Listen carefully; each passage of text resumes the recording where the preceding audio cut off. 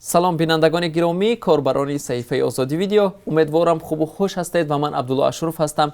در چند دقیقه دیگر تازه ترین خبرهای تاجیکستان و جهان را که تا این لحظه دسترسی ما شد برایتان تقدیم میکنم. امروز سه‌شنبه 9 فوریه و ساعت به وقت شهر پراگ رسا 10 و با وقت تاجیکستان 14 است.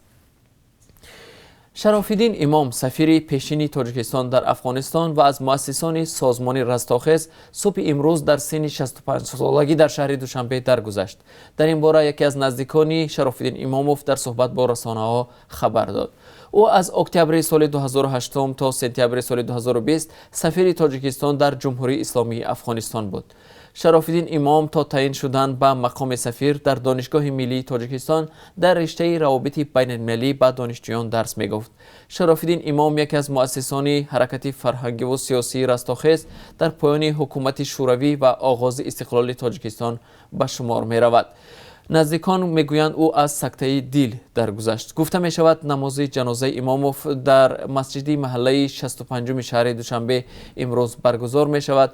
همکاران ما عین زمان در محل زیستی او در شهر دوشنبه قرار دارند. بینندگان ارجمند منتظر باشید، در برنامه اخبار آزادی در این باره برایتان گزارش خواهیم داد. مسئولان امانت بانک در تاجیکستان گفتند که کمبود مبلغ‌ها در این بانک را اودیت داخلی معلوم کرد، نه سنجش پلاته حساب. مسئولان پلاته حساب تاجیکستان هفته گذشته گفته بودند که در پی یک سنجش یا اودیت آنها در امانت بانک بیش از 41 میلیون سامانی ضرر مالیوی آشکار شده است.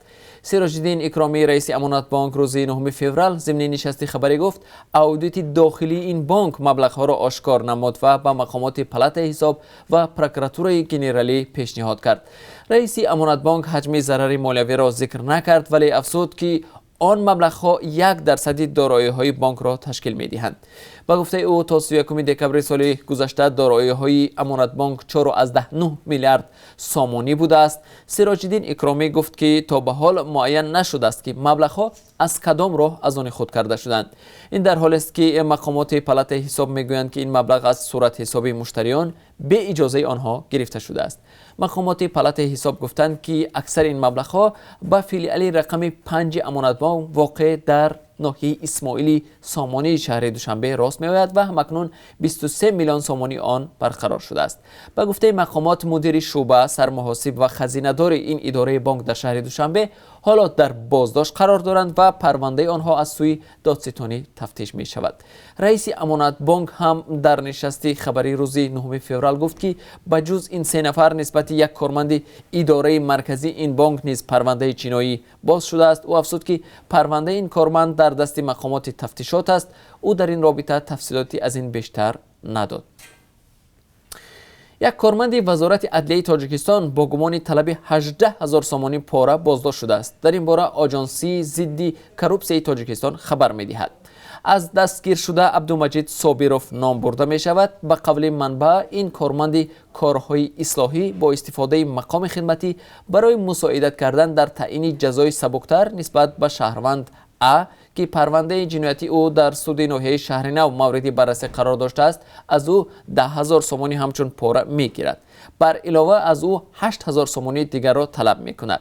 نامبرده روز 21 ایولی سال 2020 هنگام گرفتن این مبلغ بازداشت شده است. حالا در نسبت این گمانبر پرونده جنایتی آغاز گردیده بعد انجام تفتیش پیشکی به دادگاه ارسال شده است. روسیه به تاجیکستان زیاده از 40 عدد تکنیک نظامی تقدیم کرده است. مراسم سپاریدن تجهیزات از جانب وزارت دفاع روسیه به ارتش تاجیکستان در دوشنبه صورت گرفت. الکساندر لاپین فرمانده حوزه مرکزی نظامی در این مراسم گفته است در پس منظر افزایش وضع نااستواری بین‌المللی در منطقه آسیا مرکزی ما وظیفه داریم که به چالش‌ها و تهدیدها به امنیت دولت‌هایمان به طور کافی واکنش نشان دهیم و تکمیل مشترک فعالیت نیروهای مسلح را تامین نماییم. لاپین افزوده است تکنیک مذکور قابلیت جنگی ارتش تاجیکستان را بالا خواهد برد. همچنین آن را میتوان در تعمیر و برقرارسازی راه‌ها و رفع آفت‌های طبیعی احتمالی استفاده برد. آژانسی تاجیک استاندارد سال گذشته در تاجیکستان بیش از 888 تن محصولات سوزشواری پست صفت را آشکار کرده است. نمایندگان این آژانسی دیروز در نشست خبری گفتند در پی سنجش‌ها بنزین و سوزشواری دیزلی به طلبات جوابگو نبوده را هنگام فروش در راه و کوچه‌های ناحیه رودکی، ورزاب، وحدت و دیگر نواحی تابع مرکز آشکار کردند. با گفته مسئولان تاجیک استاندارد، آنها که در فروش غیرقانونی مواد سوخت دست داشتند به جوابگری جنایی کشیده شدند. بر پایه یک گزارش سازمان ملل متحد، سال گذشته ایران و کره شمالی همکاری در رشد موشک‌های دورپرتاب را از سر گرفتند. گفته می شود که سال 2020 این همکاری انتقال جزوهای مهم برای موشک را در بر گرفته است. روز 8 فوریه یک گروه مستقل ناظران تحریمی کره شمالی گزارش سالانه‌شان را به شورای امنیت سازمان ملل متحد تقدیم کردند. در این گزارش یک کشوری عضوی سازمان ملل متحد که نامش ذکر نشده است درباره همکاری‌های کره شمالی و ایران در ساحه رشد موشک‌های دورپرتاب معلومات داده است. در جواب به این اتهام، سفیر ایران در سازمان ملل متحد مجید تخت روانچی ماه دکبر به گروه کارشناسان گفته بود که تحقیق پیشکی گزارش از آن شهادت می‌دهد که به ناظران معلومات تقلبی و آمار ساخته تقدیم شده است. ایالات متحده آمریکا بارها کره شمالی و ایران را به همکاری در رشد موشک‌های دورپرتاب متهم کرده بود. کمیته حفظ روزنامه‌نگاران از حکومت ازبکستان طلب کرده است یک بلاگر را که به قبل حامیان حقوق برای گزارش‌هایش درباره رشوتخواری حبس شده است رها نماید. آتابک ستاره روز 29 ینور در شهر جنوبی ترمز با اتهام طمع‌جویی بازداشت شد. اگر عیب‌نامه او ثابت شود، او می‌تواند تا 10 سال آینده را در زندان سپری کند. کمیته حفظ روزنامه‌نگاران رهایی فوری ستاره را تقاضا نموده افزودند که ژورنالیست ازبک باید امکان داشته باشد بدون خوف و خطر و قصاص کار خود را پیش برد. ستاره 40 ساله در ویدیو بلاگ با نام خلق فکری که در شبکه‌های اجتماعی تلگرام و یوتیوب نشر می‌شد، والی ولایت سرخندریا تورا بابالوف را شدیداً تنقید می‌کرد. کارشناسان سازمان ملل متحد در امور حقوق و آزادی‌های انسان به 57 کشور جهان از جمله تاجیکستان مراجعت کرده خواستند شهروندان خود را از اردوگاه‌های پناهندگان در سوریه بازگردانند. در اظهاراتی که کارشناسان روز 8 فوریه در شهر ژنو نشر کردند گفته می شود وضع در اردوگاه‌ها در سوریه وخیم است.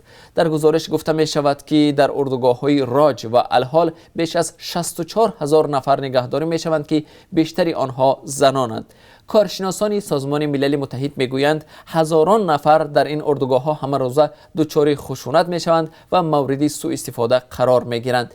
زیر این مراجعتنامه 22 نفر از کارشناسان سازمان ملل متحد امضا گذاشتند و از کشورهای مثل تاجیکستان، روسیه، آذربایجان، گرجستان، قزاقستان، قرقیزستان، ازبکستان، اوکراین، آمریکا، بریتانیای کبیر، استرالیا، آلمان، پولشا، هندوستان و چین دعوت شده است شهروندان خود را از این اردوگاه‌ها بازگردانند.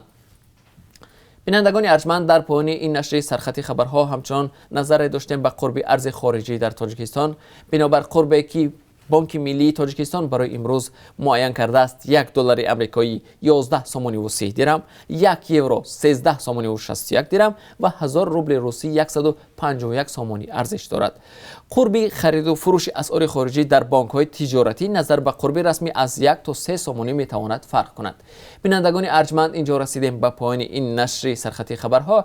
خبر و گزارش‌های دیگر را در برنامه اخبار آزادی تقدیم شما می‌کنیم. پس از 3 ساعت مستقیما آن را در صحیفه آزادی ویدیو در شبکه اجتماعی یوتیوب و هم صحیفه‌های رادیو آزادی در فیسبوک میتوانید تماشا کنید.